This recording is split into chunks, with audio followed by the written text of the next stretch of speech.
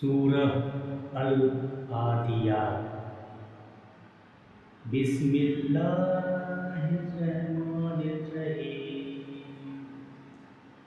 शुरू करता हूँ अल्लाह के नाम से जो अत्यंत कृपाशील तथा दयावान है।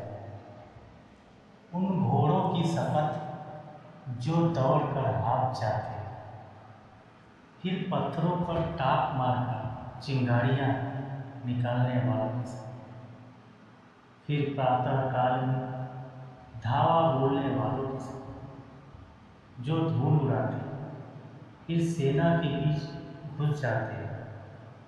वास्तव में इंसान अपने पालनहार का बड़ा कृतज्ञ नाशुक्रा है। निश्चित रूप से वह इस पर स्वयं साक्षी गवाह है। इन आरंभिक आयतों में मानव जात इंसान की कृतज्ञता का वर्णन किया गया है, जिसकी भूमिका के रूप में एक पशु की कृतज्ञता को शपथ स्वरूप उदाहरण के लिए प्रस्तुत किया गया है, जिसे इंसान पोसता है और वह अपने स्वामी का इतना भक्त होता है कि उसे अपने ऊपर सवार करके नीचे ऊंचे मार्गों पर रात दिन की परवाह किए बिना दौड़ता और अपनी जान जोखिम में डाल देता है।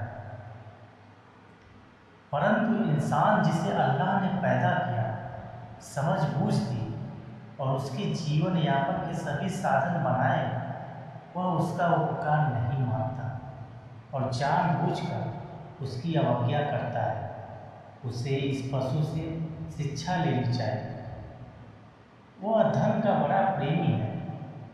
इस आयत में उसकी कृतज्ञता का कारण बताया गया कि जिस इंसान को सर्वाधिक प्रेम अल्लाह से होना चाहिए, वही अत्यधिक प्रेम धन से करता है।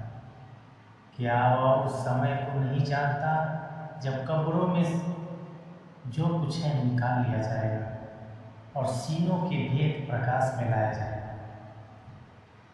इन आयतों में सावधान किया गया है कि सांसारिक जीवन के पश्चात एक दूसरा जीवन भी है तथा उसमें अल्लाह के सामने अपने कर्मों का उत्तर देना है, जो प्रत्येक के कर्मों का ही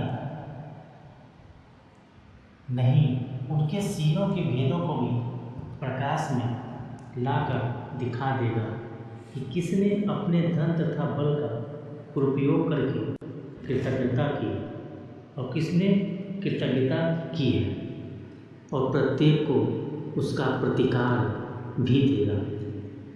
अतः इंसान को धन के मोह में अंधा तथा अल्लाह का कृतज्ञ नहीं होना चाहिए और उसके सत्कर्म का पालन करना चाहिए।